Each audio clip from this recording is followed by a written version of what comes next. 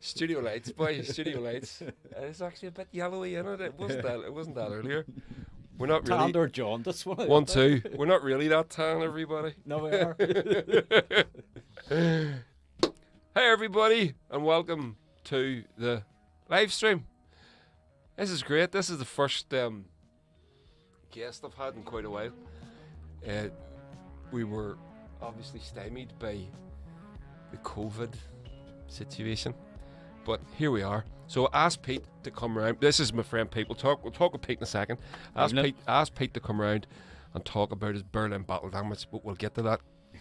John McGibbon says jaundiced. You might be right.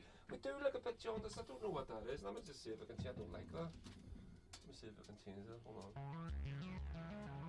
on. Maybe is that it? That's a bit better. That's a bit better. I'm a bit more white. You still look jaundiced. See, you're beside this. Well, I'll cope with it. Yeah, you can live with it. Let me see.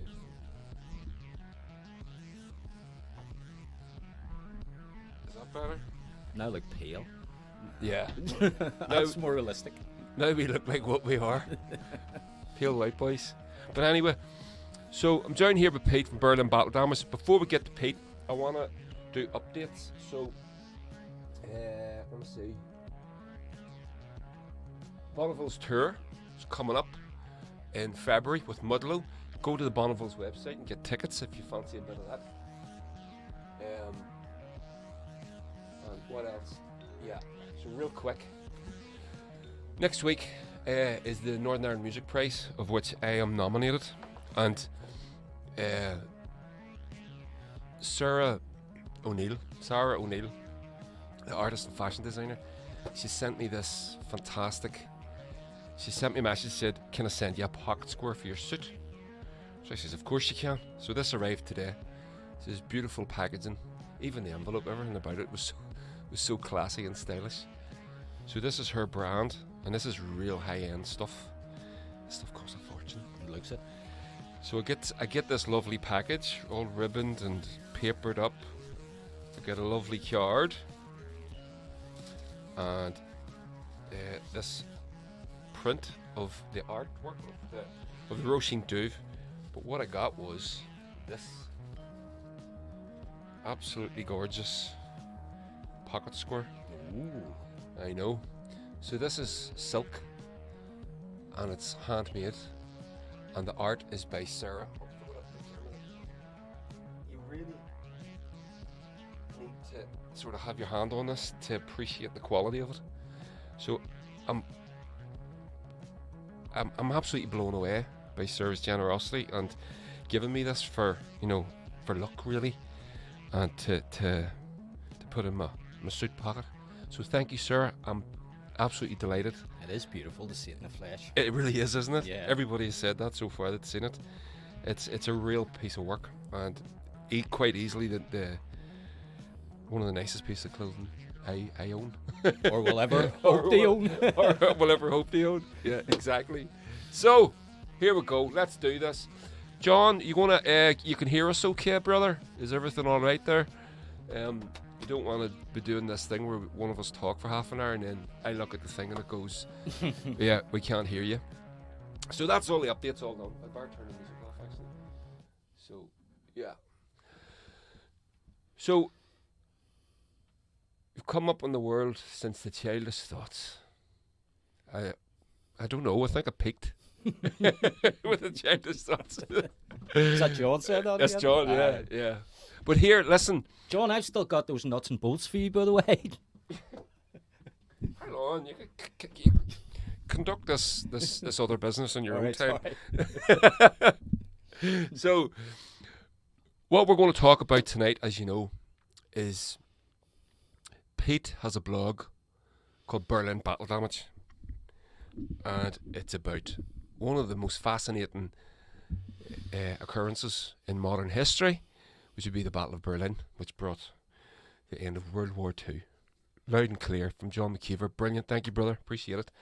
And so this is my friend Pete. Say hello, Pete. Hi.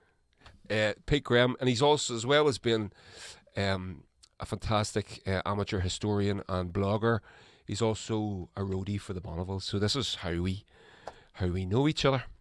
So, thanks for doing the podcast. You're welcome. It's a pleasure. Class. So, guess the first question I'm going to ask you is why Berlin? Why Berlin? Why Berlin? Good question. First went to Berlin. I mean, I'm a relative newcomer, I suppose. We first went to Berlin in 2012, Yeah. just for a family holiday, and we fell in love with the place. I remember it at the time. Yeah, You just came back all... yeah, it just blew me away. You Yeah. know, it was just the coolest place ever. So I mean, I always had the interest in history and architecture and World War II, and so we went in 2012. Then we went back again 2014 just for a long weekend, and again, yeah, this is a great place. This is a great place. And then my mate Bob Moody, who is the drummer for the Dirtbirds. Yeah. Remember the Dirtbirds? Yes. Yes, Bob Moody. They have a new album out. Yes, so I have indeed. I haven't heard it now. Bob, for a long time, had a flat in Berlin. He owned it for over 10 years. And I was talking to him one time, right, and he said, listen, anytime you want to go out, just give me a shout. And so I took him up on it. I said, Bob, any chance? So he threw me the keys. And Kelly and I just went out regularly to Bob's place, just absolutely fell in love with the city, felt very comfortable there. And I thought, right, we'll bite the bullet here, get a place. We'll get, with the idea is to retire out there eventually. Do you know what I mean? Yeah. And so the first year was there in 2012. I bumped into a guy called Kieran Fahey, brilliant guy, fellow Irishman living in Berlin. He's a sports journalist, and he also runs a website called Abandoned Berlin, and he has produced these two beautiful books called Abandoned Berlin, Volume 1, Volume 2. Check them out. They're fantastic. Oh, right. Yeah. Right. He's a photographer as well, and basically what he did, Berlin is full of abandoned buildings, not necessarily World War II related, Yeah. but for one reason or another, there's a lot of abandoned buildings.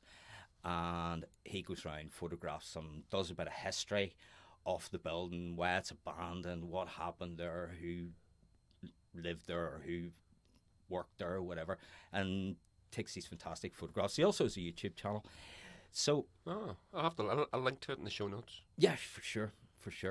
But anyway, get back to my particular Yeah. interest. I started seeing everywhere on old buildings evidence of the Battle of Berlin and the Allied bombing campaign before the Battle of Berlin, and just with the interest in World War II, and Yeah. some of this architecture is beautiful. Do you know what I mean? Yeah. I started photographing them, and I thought them, and I was just amassing all these pictures. Yeah. I thought I got to do something with this, and inspired by Kieran, Yeah. I started the blog, Yeah. and then I realized, listen, there's no point in just putting these photographs up. I got to do a bit of background and find out what Right. went on Yeah. at each location. And was that easy to do? The info's out there. I have a library. If you want to see the books I have on the Battle of Berlin. So you have your own reference library for these things? Yes, over the past Right, 3 or 4 years, I've amassed a huge collection of books. I mean, I love books anyway, Of course, yeah. So what I do is photograph a location. Now, I mean, a lot of it's exciting. A lot of time I just come across these randomly walking, So around Berlin. Sorry, Pete. Explain to anyone that may not know, Yes. because you explained this to me, and this was amazing. This is what I was like. This was the thing that took my breath away. Yeah. Berlin Battle Damage, which is the name of your blog. Yes. The battle damage, the bullet holes in the wall, the whatever, they never covered those up. They're still there. Yeah, for sure. So that's where the Berlin battle damage comes from. And that's what you mean. You can walk around and see the evidence of this historic, pivotal battle. Yeah, that I mean, happened. absolutely. You're walking around. I mean, It's one of the most apocalyptic events in history. You know what I mean? Of course. And there it is in front of you. I mean, don't get me wrong. There's a lot of it has been covered, replastered, buildings demolished. I'll get back to this in a wee minute. But you'll suddenly come across, walking down the street, suddenly a wall just plastered in bullet holes, and you just, for me, I just get this wee snapshot in my head on what might have happened there, this horrendous event. And maybe people are sitting in front of this wall having a pizza or something, they're sitting having a pint, and it's like the contrast, do you know what I mean? Wow, yeah. Of this event, and people are going, just sort of, blasé about it. And I thought to myself, it'd be nice to sort of, for people reading the blog, maybe, I don't know, the nice thing is there's a lot of Berliners follow it, which is a compliment, because there's stuff that they maybe don't know. Yeah. And then, people come along, it's, if they want to see this stuff, they can look up the blog and go, right, well, I always give the exact location. So people go and look and go, right, and then they can look at the blog and go, right, such and such happened here, this event happened here. Whatever units fought there, or, just whatever happened at that point, And I mean, a lot of it's bombing damage as well from the Allied bombing campaign, not necessarily, April 1945, Yeah. But is that damage, right? Yeah. That's kind of special. That's unique, is it? Is that is. unique? In the world, in the world that's been scarred by World War II, which is, large parts of it, that they've left the damage, well, be it deliberately or otherwise, but it's there nonetheless. It's there I mean, you see it in other cities in Europe, for sure, but not to that same extent. Not to that same extent. Not that I've been to, anyway. Yeah. I think maybe there's some of the... I've seen a few things, but yeah. But what makes it unique is it's in that city, which was a sort of, I mean, if you think about it, if you think about it, like, yesterday was the anniversary of Kristallnacht. Ah. Right? Yeah. Yeah, Yep, Crystal. Yep. Yeah. And also the 32nd anniversary of the fall of the Berlin Wall, right? So Kristallnacht was one of the sort of an event leading up to the Battle of Berlin, the ultimate conclusion of what happened at Kristallnacht, and the Berlin Wall.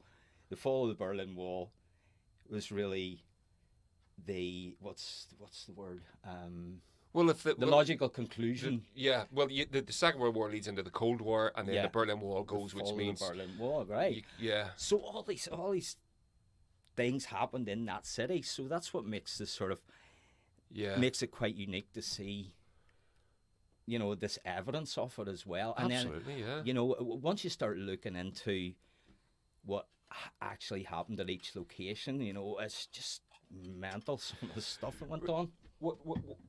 So earlier on, I asked Pete to send me a couple of his blog posts. I'll stick Pete's his Facebook blog, basically, in the show notes, and you can check it out and at your leisure, and I hope you do, and you should.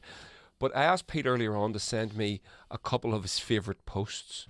So I've got 3 posts from the site, and I'll read Pete's post, which is only short paragraph, but I'll let the photographs play in a little slideshow while I'm talking, and then we can talk about the place, and Pete can fill in a bit more information for us. So you're right with that, aye? Yeah, for sure. So, the first one is this. So, on the 29th of April, 1945, elements of the set... Actually, do you know what? We'll put it up first. Do it a different way. Slideshow. Bump. There's there. Can you remember what this one is, Pete? Mm-hmm.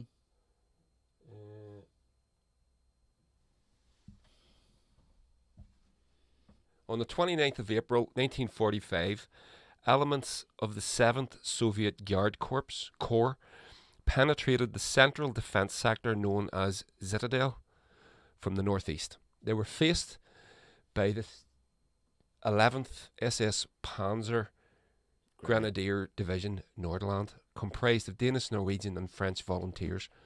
This railway bridge over the Reinhardtstrasse, is that right? Mm-hmm. Roughly half a kilometre from the Reichstag, lies within this sector and, as can be seen, was the scene of fierce fighting. It's impossible to say exactly what happened here, but the damage is to one side of the bridge, and it's all from large caliber weapons. That's telling in itself, isn't it? Mm-hmm. Perhaps the Germans had a tank or an artillery gun placed below the bridge to fire east along Reinhardtstrasse at the attacking Russians, but it was engaged by a tank from the end of the opposite bridge support. I can't imagine that the defenders survived. That's macabre. Another half a kilometre east along Reinhardtstrasse is a huge Reichsbahn bunker. That's railway bunker. Railway bunker. Yeah. Built in 1943 to shelter up to 3,000 workers and passengers from the nearby Friedrichstrasse railway station.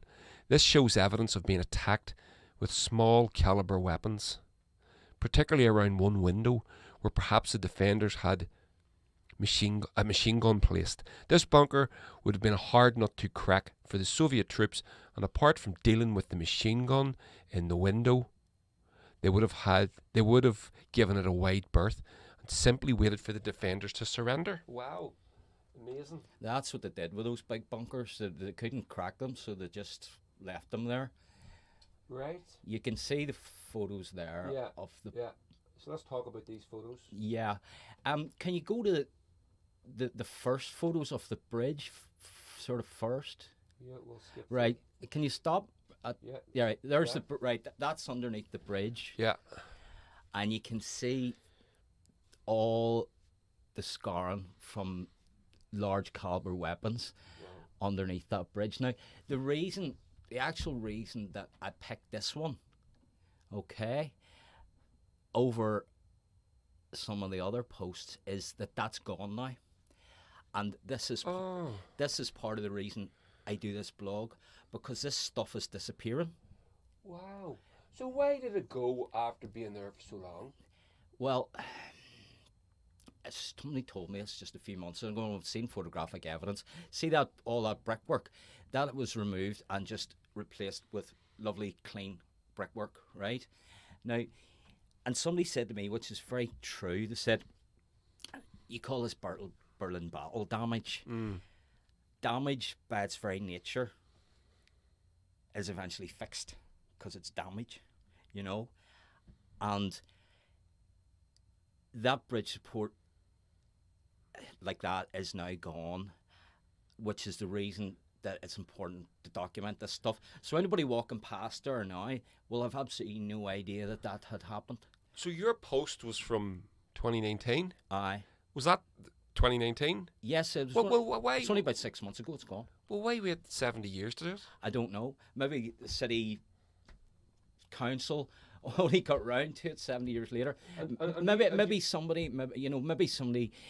You know what I'm saying in Berlin at the minute, which is a bit sad. There's a gentrification process going on. Yeah. Do you know what I mean? And somebody who didn't know their history or didn't care, more likely, said, "That looks like a mess. Get rid of that." Now, for me, that's sad, and for other people, it really is. Yeah, it's right. I cycled halfway across Berlin just to see that. I then went on a bit to that bunker in the other photographs, then had a beer, then bought some lunch. So I have been a tourist and I've spent money in that city because I wanted to go to that. And that is unique. You're not getting that anywhere else. You can put a Starbucks in there or a McDonald's. It doesn't matter. No one's travelling across Berlin to see it. No. And I know other people have done the same thing. Yeah. And now it's just a bridge support. So therefore the revenue, okay, a small revenue, but it's all part of tourism, is gone. And the history's gone for no reason, you know. It's mad. It's insane. I mean, it wasn't any worse of a bridge support when it was like that. It's just the same, except there's new bricks. And that's why I picked that post to illustrate why, part of the reason why I'm doing this, before it goes.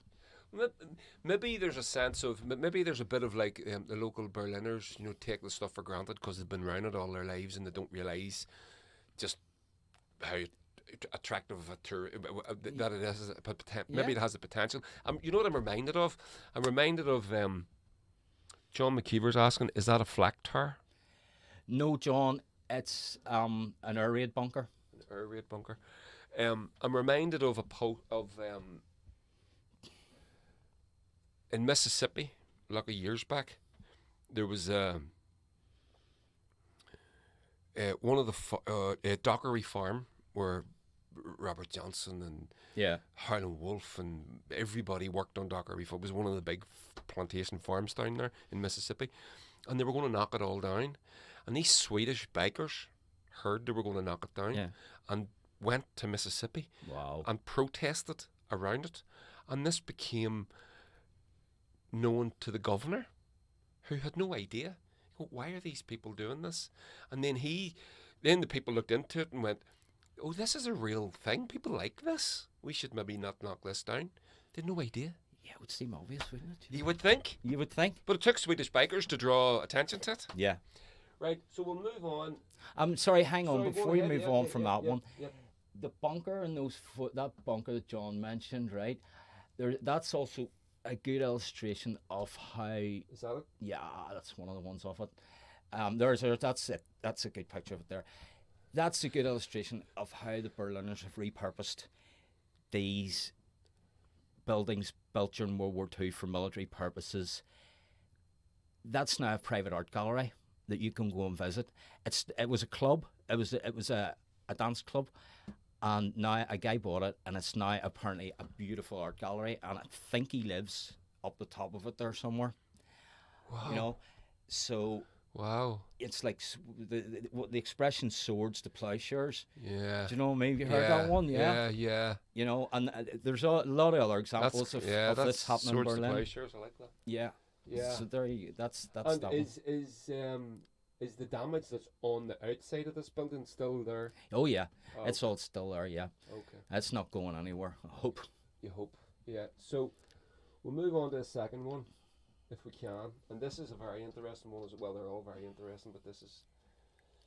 So, Pete says about these photographs, this is slightly off topic, but he thought it was a fitting post on the 77th anniversary of the executions by the Nazis of the White Rose members Sophie and Hans Scholl and Christoph Probst. Today we attend the laying of 3 sets of Stolperstein. Yeah, that's it. On, give me that word, Pete, on Benegenstrasse in Friedenau. Yeah. Stolperstein are simple brass plaques that are placed outside the last residence of individuals and families who were taken by the Nazis and sent to death camps in Eastern Europe. The first Stolperstein was installed in Kreuzberg in 1986, and today individual Stolperstein recall the victims of Nazi crimes in more than 900 different cities and towns in Germany and in 17 European countries. Wow. This impressive grassroots initiative is an example of active commemoration with a broad base of support by dedicated citizens. It was a privilege to attend today's commemoration. We found it a very moving experience that will never be forgotten. Yeah. Statistics courtesy of the book Stumbling Stones in Berlin. So. Okay. Right. Stolperstein means literally stumbling stones. Okay. Yeah. And there's a German artist called Gunther Denmig. That's his van. And you can see the stumbling stones in the van. See it? Yeah. I was wondering what the van was, mate. Yeah, do you see all the stones in the van? Yeah, that's why the van's there. Yeah. And so this day, I think it was February actually, but it was a nice day. And my partner Kelly, I think she had seen it in the local paper or something, that they were laying some new Stolperstein just round the corner from us. And I thought, right, let's go round here and see this, because it's I think the most effective form of memorial I've ever seen. You see, they're all over Europe. They're not only in Berlin and Germany. Yeah. They're all over Europe, but most of them are in Germany. Yeah. And what they are, they're just, as it shows there, just simple brass plaques. They're placed outside the houses of people who were taken to the death camps. So they were the White Rose. No. The White Rose. That was it was just because I posted that on the same day. Oh, sorry. The White Rose. The White Rose were students in Munich who started a campaign against the Nazis, a sort of poster campaign, Yeah. and leafleting people and everything, right? Yeah. Was that during World War II or before it? It was it was after Stalingrad in 1943, and Sophie Scholl's Hans Scholl, he served in the Eastern Front, as did Christoph Probst, and they started a leafleting campaign, sending letters to people, these leaflets to people, just random addresses, anti-Nazis, saying, look at the death toll in Stalingrad. What's this man doing? What is this regime doing to our country here? And they were Christians, so they had a non-aggression. What's the word? Pacify. They were pacifists. So there was non-aggressive resistance, right? And they were discovered. There were students in Munich University. They were discovered one day leaving leaflets outside classrooms in Munich University. And to cut a long story short, they were arrested by the Gestapo, and within a matter of days, they were brought up in court. No defence, nothing, and executed, sentenced to death, and they were sent to the guillotine. Jesus. Within like an hour of being sentenced, Guillotine? Yeah, the guillotine. A lot of people. I think she was 19. And she was young, yeah. She was 19, 20, 21. Yeah, you know what I mean? Yeah. There's a brilliant film, Sophie Scholl. It's amazing. But anyway, so to get back to the piece. The reason I mentioned them was just because I posted it on the anniversary of their execution.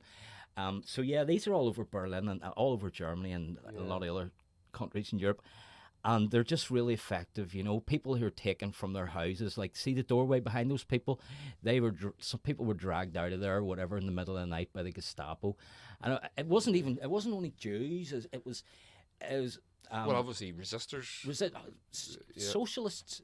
Teachers, communists, homosexuals, anybody that they didn't agree with was dragged out of there, And these are all over the place, and they just make me stop and look, because all it says on it is their name, when they were born, where they were taken to, what camp they ended up in, and when they were killed, when they died. That's all the information there on those, and that's all you need. That's all you need. And this horrible thing is a lot of them, there's whole families, there's 5 or 6 together. You'll get mother, father, grandfather, because in those days a lot of people lived in one big house, grannies and all. Grandfather, kids, 2-year-olds, all away. Jesus. And you can see there's 1, 2, 3, 4, 5, 6 or 7. And you see in the back of the van? Yeah. Let me just stop that. Knock it back. See the back of the van? So, the back of the van, there's... what are they called again? Stolperstein. Stolperstein. They're more Stolperstein? Yeah, you can see them there, yeah. So they've got names on them? They're going in somewhere? Mm-hmm. Oh, wow. Yeah, they're good. Maybe not on that day. He travels all over Germany. That's his van. That's Gunter Denmig's van. And he was there that day. He doesn't go every day to all of them because he's he's a busy man.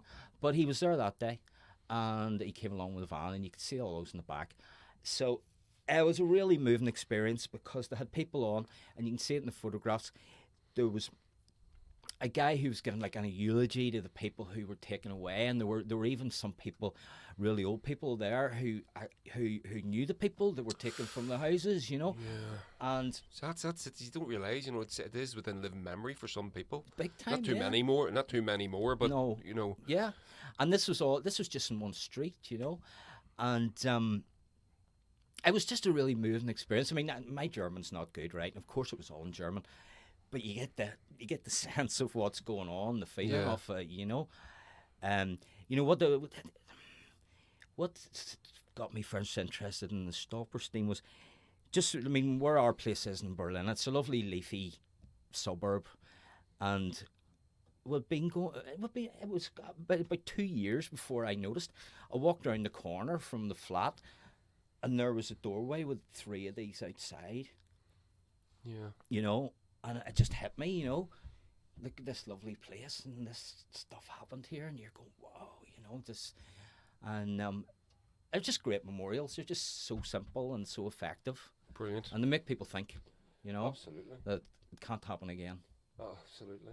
Well, and we'll come to that. We'll come to the way the German people have dealt with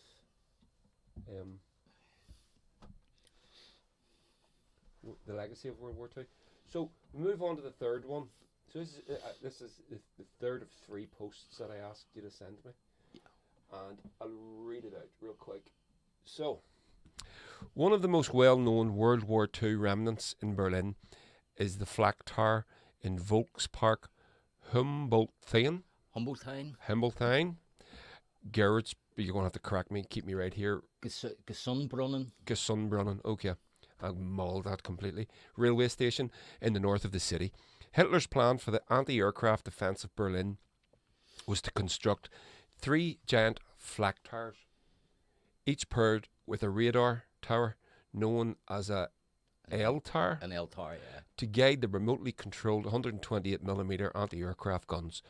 The Humboldthain flak tower was constructed between October 1941 and April 1942 using forced labour, and it first saw action on the night of January 16th, 1943. The guns were manned by Luftwaffe helpers, many of them schoolboys, and in June 1944 the 37mm light guns saw dramatic action when they shot down 2 American Mustang long-distance fighters that were pursuing a German FW-190 through... FW-190. Yeah. Although the gun... Is that a fighter? Yeah. Although the gunners destroyed a nearby chimney in the process, it is recorded that the flak tower shot down 32 planes during the war. Not an insignificant number. Fast forward to 26th of April 1945, and the flak tower proved to be a significant thorn in the side of the 12th Soviet Guard Corps as they advanced on the centre of the city from the northwest. Over 2,500 shells were fired into the attacking forces, and despite intense pounding from Soviet 203mm howitzers, flak tower held out. Eventually the Soviets bypassed the tower, which is what you said earlier on, right? Yeah. And its defenders held out until the Germans surrender on the May 3rd. Wow. After the Humboldthain fell in the French sector of occupation between 1947 and 1948, several attempts were made to demolish the tower. The northern part facing the railway remained intact, while the southern part collapsed. Over the following years, the southern side has been covered with war rubble and landscaped, and so it remains, a shell-scarred monolith rising from the park, contrasting with the neighbouring rose garden, itself concealing a hidden tomb shelter and a unique remnant of World War II Berlin. I will examine the remains of the lesser-known tower in another post. And that's pretty much all of it. So, wow. That is amazing, Pete. That's the flak tower today. That's taken from That's it. Back in the day. That is it. After the war, I think. Just moving everything except when I want to move. There we go. Right. That's just photographs of. It's impossible to get a photograph of the whole flak tower in one shot because it's so huge and there's trees all around it. It's been all landscaped. It's a great place to go in Berlin because it's one of the most visible remnants, you know, and it dominates the whole north of Berlin. That's it. Wow. Half demolished, right? See, all that's been landscaped now. That's a hill, right? On that side of it, but over the other side of it, it's back here. That side's intact. That would be the south side of it, and then the complete north half of it's intact. So that's a land. You can walk up now. That's a landscaped hill under the top of it, and It's amazing. Berlin's flat, right? So there's very few places you can go with for a good view, and that's one of them. You can see right over the north of the city there, and it's a great place to go watch the fireworks on New Year's Eve. Wow. It's great. There's an organisation called the Berliner Unterwelten, which is Berlin Underworlds, and you can go inside it. They'll take you inside it, and it's like being in some sort of subterranean labyrinth. There's stalactites, concrete, with the lime and the concrete after the water goes through it, and it turns into stalactites, and there's stalagmites and all sorts of stuff, and they'll take you around it and inside and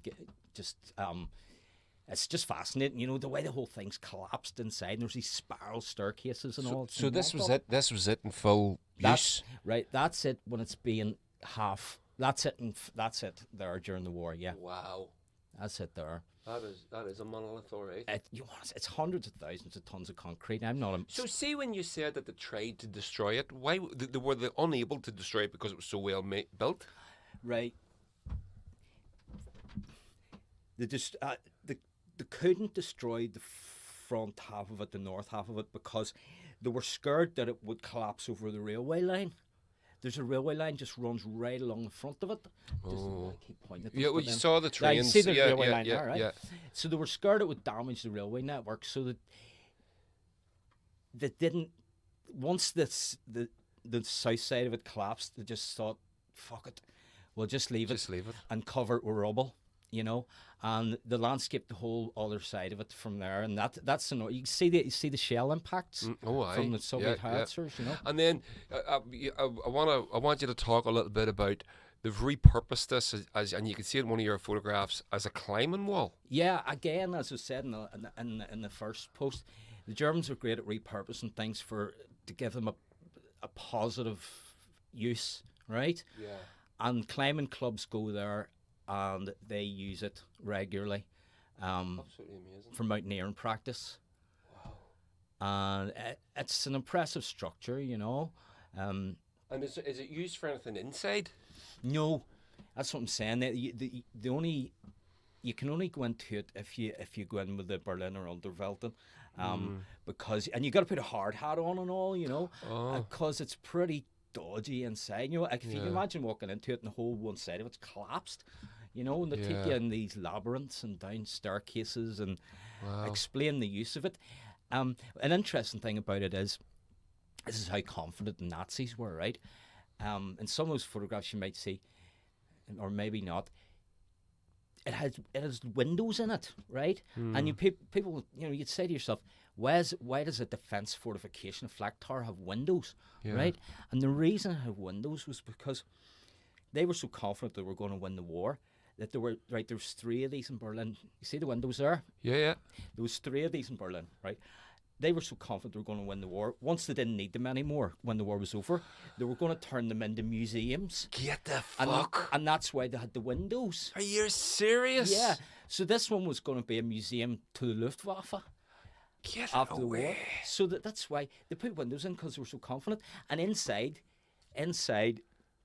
they have examples of all this fancy plaster work that they were going to put round the windows and make them all, nice once the war was over. And that's how confident they were. That's amazing. It didn't really work out. No, it didn't. Here, John threw up a couple of messages. John McKeever on the YouTube threw up a couple of messages. He says, like Pete, regarding the last post, the one before, like Pete, I travel there to see these things in person. I hope they don't remove it all. I hope not, John. Yeah, and he says also there's a complete flak tower in Hamburg. Yes, and will you hear this? I've seen it. It's in St. Pauli. It's right beside the St. Pauli Stadium. Is it? Right beside the St. Pauli Stadium. Oh, wow. Overlooks it. But will you hear this, John? I was talking to a girl just last night, an American historian, a good friend of mine called Heather Steele. She lives in Hamburg.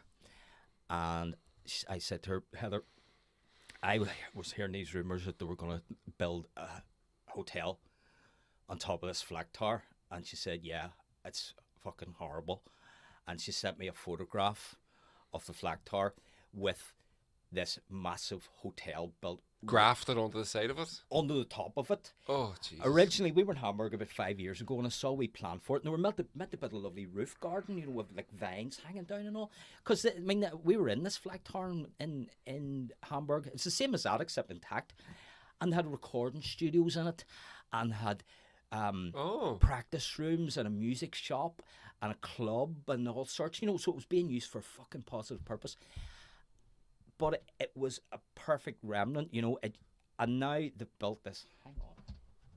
Now they have built this hotel on top of it, right? I'm going to show you a photograph of it, just for your own interest. Yeah. And it's just destroyed the whole historical concept of it, or the, you know, the. Yeah. There it is. Let's see. Oh, for fuck, that's horrible. Isn't it? So where's the flak tower bit? It ends there. Oh, so it's just, yeah. Oh, That's Jesus. the flak tower. We put this big hotel on top of it. This is just yesterday. Let me see if I can throw that up onto the screen, just real quick. You mind if I take No, your no, phone go for it. for a sec? So this is the. It might work. Yeah. There we go. So the bottom bit of that is the flak tower, right? Yeah, up to about 2/3 of it. Yep.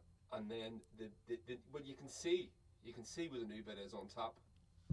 So they have destroyed the whole historical context of the building, you know. And for somebody like, a lot of people think, oh, that's great, there's a hotel on top of that now.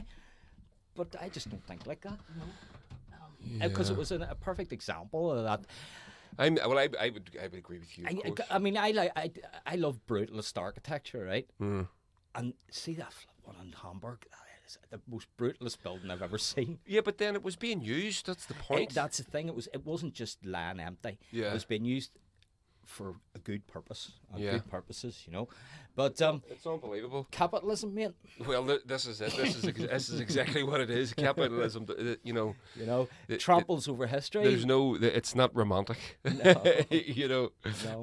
But here, I wanted to ask you. I did have a question. I didn't tell you I was going to ask you, so I hope you don't mind me asking. But it's with regards to your blog, right? Mm-hmm. And one of the things I've noticed is whenever you put up something about the Soviets, Yeah. you always get a lot of shit for it. Some shit. Let me say it. Some shit. You always get somebody sort of. You know what I'm talking about? I do. And the refusal to acknowledge the contribution of the Soviets to the ultimate defeat of the Nazis, which maybe wouldn't have happened without their sacrifice.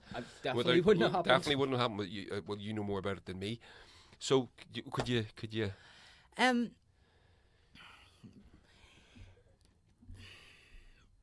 It's right wingers, mate. You know. It's as simple as that, isn't it? They don't like, you know, they don't like anything to do with communism, Marxism, you know, that thing that they know all about. Yeah. You know, so I mean, the most flack I got, I got flack in again there. The most flack I got was when I put up as a just I think it was maybe on the anniversary. You know the famous photograph of the Red Army raising the banner over the Reichstag? Yes. You know, and then they were going on about, oh, look, he's got 3 wristwatches on. You know, obviously he's stolen the wristwatches off people and stuff, which he did have 3 wristwatches on, fair enough. And then, of course, then they go into the whole thing about the Soviets and the mass rapes in Berlin, which is not to be making light of. It was a fucking horrendous thing. But it's not an endorsement of Stalinist Soviet communism. Your blog, it's just acknowledge. It's a historical blog acknowledging facts. Yeah, exactly. And these people will have you write the Soviets out of the picture if they could. Yeah, completely. I mean, I try to keep it completely. Just stick to the facts, right? Don't start bringing my own opinions into it. Just this is what happened. This was there. That happened. You know, it's a fact that the Soviets took Berlin. Yeah. You know, that nobody else did. Yeah. You know, it's amazing. I do find that amazing. I was going through it. I mean, I could go through your blog regular, but when I was going through it today for this episode, and it was throwing up at me again a few times. You could read people's posts, just being, "Oh, you're being such a fucking dick." And then you get that old the old chestnut, Aye, but Stalin was worse than Hitler. You've seen that in other things, I'm sure. And I just don't get into it. I'm not getting into that. Who's worse, Hitler or Stalin? It's stupid. It's just stupid. I mean, is it possible that we're both dicks, Pete? It's very possible, actually. It's very possible. That's it. And that's the other thing as well. It's this equating. Anything, you're a socialist, so therefore you are a communist, and therefore you are a Stalinist, therefore fuck off, half-wit. But here, I wanted to ask you as well, so have you any more plans for the blog going forward? For example, a book? Big time. Oh. Yeah. Big time.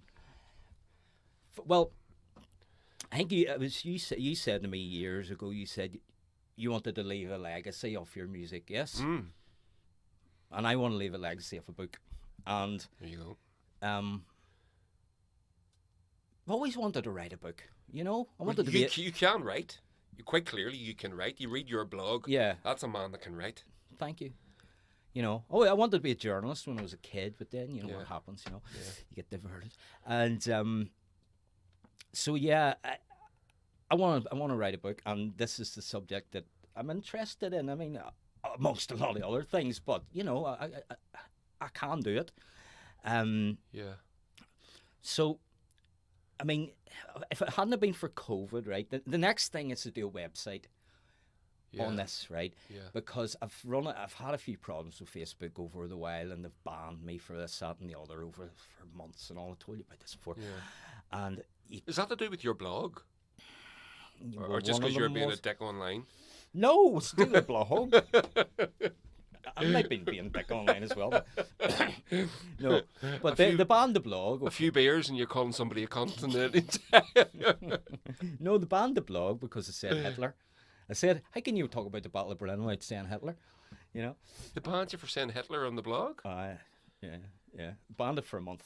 Are you serious? Yeah, in August. When I was actually in Berlin, I was going to do live videos and all, and they banned it the first day I was in Berlin. But anyway, so hence a website, right? Hence a website. So I know that Facebook reaches a lot more people on a website, but if I can link to both.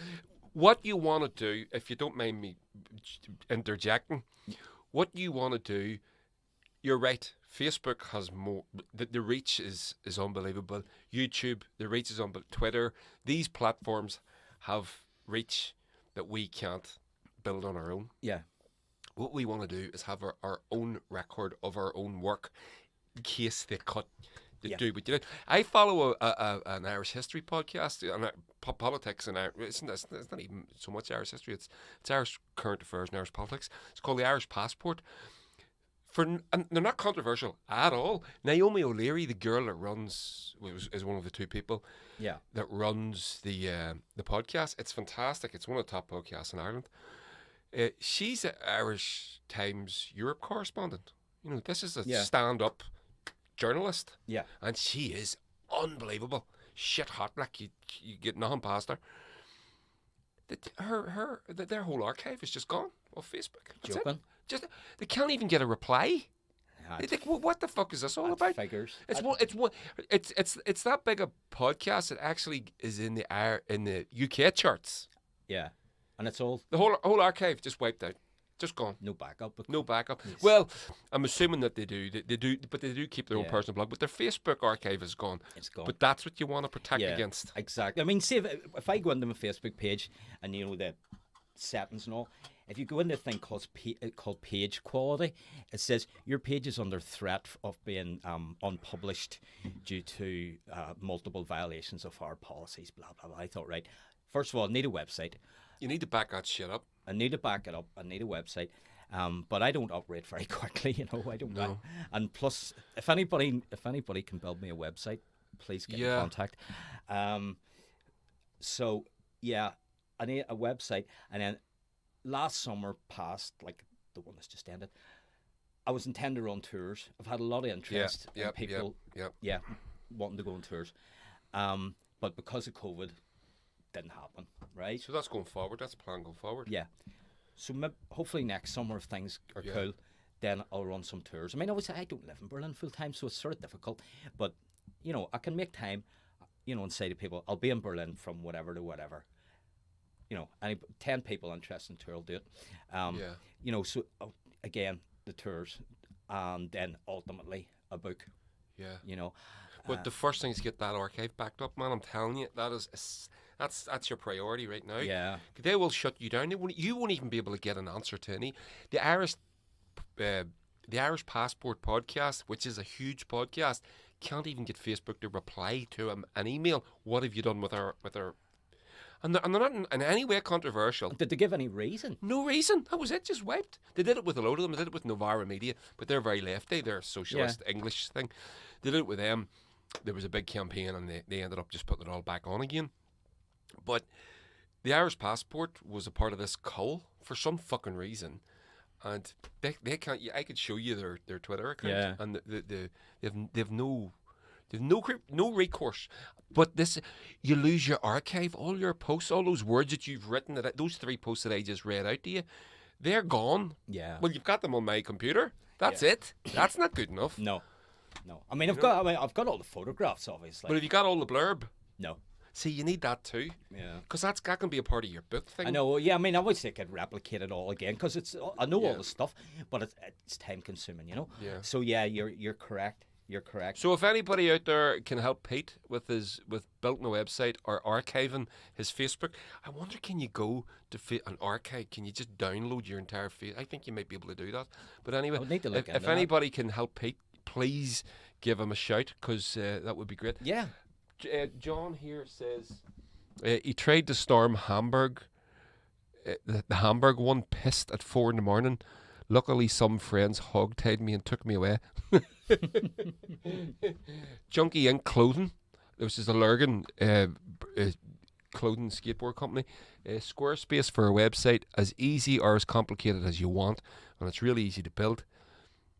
And John McKeever says again, I wonder, do the Michael Whitman fanboys girls get banned or asked about his connection to the Nazi party? Spoiler alert, he was in the SS and commanded a tiger tank. Yes. There you go. Is he still on fucking Facebook? And you turn around and show tourists a bridge? Fucking Nazi! I've actually visited Michael Whitman's grave, John. There you go. Brilliant. So, listen, how long have we been on? We're about to hit the hour. So, is that alright for you? Yes. Is there anything else you want to mention? No, I think I pretty much covered it all. You know? Well, listen, if you get any developments with the website of the book, or the tours next year, we'll do it again. Yeah, definitely. I'll be giving you plugs anyway for all it's worth, but we can do this again. Yeah. And then obviously you've got this as well, so you can use this. So if you build your website, you can, excellent. You know, you can link to this as well and do all that sort of stuff. The book, I'm very excited about the book as well. Well, I mean, I won't. I've a good mate in Berlin who's he's a professional photographer, and hopefully he's going to help me out to do the photographs. I mean, my photographs are all right, but I just take them with an iPhone. They illustrate the thing, but I want the book to be a higher level, you know. They're blog photos. They are blog photos, but they're not book photos. That's fine. Blog photos is fine. Yeah. For what you're doing. Yeah. You're going to step up. Yeah, you want. But you you want that professional eye. Absolutely. You know, there's people who can. They'll know the best time of the day to get the light for a certain subject, you know, to shine the light on. And I just take the photographs. And then if he's a resident there, he's going to know what he's going to do. And he's also interested in the subject. Yeah. You know. Would you do it together? I'll be talking to him in a couple of weeks when I go back to Berlin.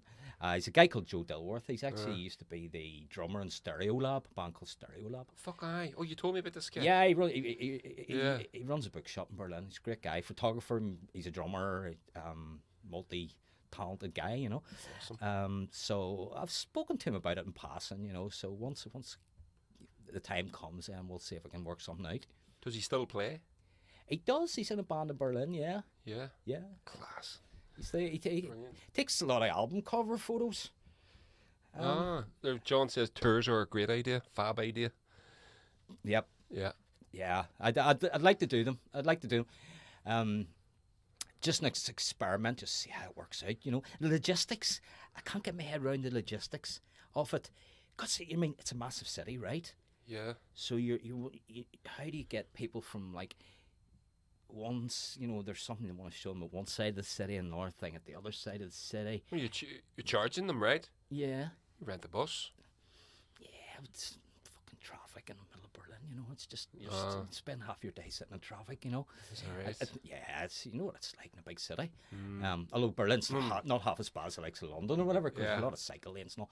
But no, I think I'd have to do it by public transport, you know, S-bands and U-bands and whatever. I'll work it out, but it's just a wee stumbling block that I haven't exactly sorted. But I'll get there. Good man. Brilliant. Well, listen, Pete, thanks so much. We're going to talk a wee bit more. You all right to stay on for an hour? We'll do an hour, 10 minutes. Yeah, for sure. We're going to talk a little bit about the current political scene. I said we've done about an hour with Pete, and then we're just going to throw this shit up, and it is... Ugh. So, we're just going to mention it. We're not going to go into this in any depth, because I don't really want to. What's this? Shit. And Tory sleaze is basically where we're at. When was the big Tory sleaze scandal that brought down one of the last Tory governments? It was God, there's that many of them. I know. And then there was the Labour they were selling peerages as well. Now the Tories are at it. The last 15 treasurers of the Tory party have all been kicked upstairs into the Lords after they've donated 3 million to the party. Coincidentally. Yeah. Always that number, 3 million. And there was one of them that was showing as soon as they stopped paying, or as soon as they got to the 3 million, that they were donating steadily. They got to the 3 million, kicked upstairs, stopped donating. Yeah. It's unbelievable. So you've got this shit here. Geoffrey Cox. So Geoffrey Cox defends working from the Caribbean in lockdown. So the UK Justice Secretary Dominic Raab has defended the MP and former Attorney General Geoffrey Cox for working for a month in the British Virgin Islands during lockdown. Earlier this year, Cox earned more than $150,000 in a second job as a lawyer advising the Caribbean tax haven in relation to corruption charges brought by the Foreign Office. So he's a minister. He's an MP, he's a Tory MP. Yeah. And he's advising the British Virgin Islands in relation to corruption charges brought by the British Foreign Office. And he gets paid $150,000 for this. The mind boggles. During fucking lockdown. I mean, I can't imagine there was an MP in the country or a councillor in the country who wasn't run off their feet. Or should have been run off. Should have been, aye. Sure, yeah. Meanwhile, he was lying on the beach in the Caribbean. It's unfucking believable. So, and then it goes on. So this is another little... Geoffrey Cox made £800,000 at a law firm that helps rich companies sue poor states. ISDS have been controversial for decades. Companies can request compensation for state actions they claim unfairly affect their finances, including the profits they expect to make. So if a company goes into a country and they expect to make a certain amount of money, Yeah. say it's a privatisation, to come in to take over your railway, for example, and they don't make the money that they expect to, that's in the contract, they can sue you for the government to make up the difference. They could run it into the fucking ground. It could be their fault. They never made the money, so you have to pay them. So this fucking piece of shit, you can probably tell I'm a little bit biased now. So this piece of crap makes 86 grand a year plus full expenses as an MP. He's made £150,000 this year advising the British Virgin Islands in relation to corruption charges brought by the British Foreign Office, his own country, and he's made £800,000 at a law firm that helps rich companies sue poor states.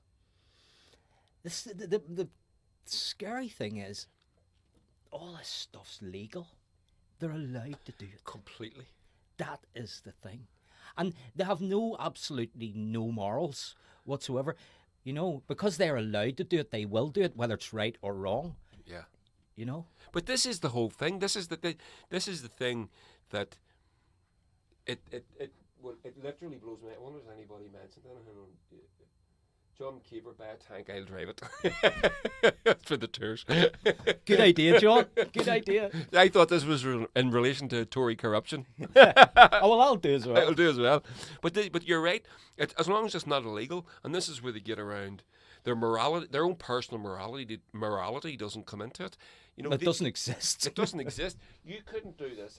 You could. It's not that you couldn't. You fucking wouldn't. You just wouldn't do it. Well, I mean, the thing is, right? The thing is, some guy who's on benefits and maybe does a couple of shifts a week in a chip shop or something, would be on him like a ton of bricks. Yeah. You know what I mean? Exactly. And this is this is the point for me. You're right, of course, absolutely 100%. My big thing about it is they're working as an MP. I would have just assumed that job takes up all your time. I know local councillors around here, they're run off their feet. They haven't got it. I know 2 or 3 personally. They haven't got a minute. I look at Jerry Carroll. He's never off it. Jerry Carroll, I know Keith Hawking, he's a Sinn Féin guy. I know a couple of SDLP fellas. I know a UKIP councillor, for fuck's sake, over in Portadown, Davy Jones. Not saying I'm whatever, it was just... hasn't got a minute. Yeah. They're on the go all the time. I don't understand how they get 50 hours a month to do that, which is, you know, it's which was one of the contracts that this particular piece of shit was had signed up to. It blows my mind. And then Boris Johnson in this article, the UK is not a corrupt country, says Boris Johnson. But he never tells lies, does he? So well, mustn't be. Well, there you go. Yeah. The PM said there was a tough system of scrutiny, which meant politicians' behaviour was policed, and those who broke the rules should be punished. But they just voted that there was no rules during the week over the Owen Patterson affair. They've changed the fucking rules. There are no rules. Do you know what I mean? Yeah. Yeah. It's breathtaking. Well, anyway, listen. I wanted to get that one in at the end. Okay. Can I just say one more thing about the whole Berlin battle damage thing? Just in case people think I'm some sort of war junkie or whatever, and just go around looking at this stuff and getting off on it. No, I'm not. I'm not. It's so people look at it and go, "This happened in this city. This happened to our city. This could happen to your city." If right wing extremism gets in power again, that is what can happen, and that's why I want people to look at that stuff and see it and understand it and what it means. Yeah. And that is what can happen if the right. Yeah. Absolutely. Get in power. Couldn't agree more. End off. Couldn't agree more. Listen. There we go. So, Pete, thank you so much. I really enjoyed this. Aye, me too. It was great, yeah. Great crack. It was great. I really enjoyed it. We'll have to do it again. Good luck with the tour and the book and the website. You need to get your Facebook backed up. Definitely. Thanks everybody for joining in. We've got a few comments on the live stream. Anybody listening to this on the podcast, please head over to the YouTube if you fancy that, and like, share, subscribe, and we'll see you next week. Bye. Bye.